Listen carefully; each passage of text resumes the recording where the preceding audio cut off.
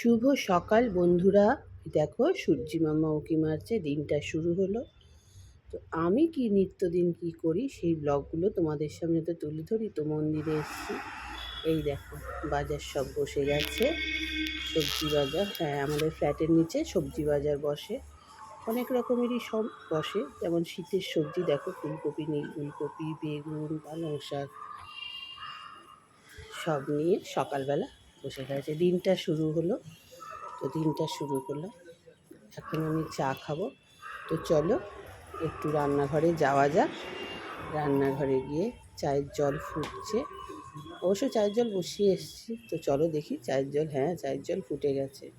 চা পাতা দিয়ে একটু, আমি সকালবেলা লিকার চা খাই, চা পাতা দিয়ে চাটা খাবো।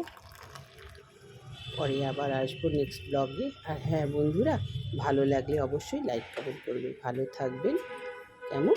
টাটা।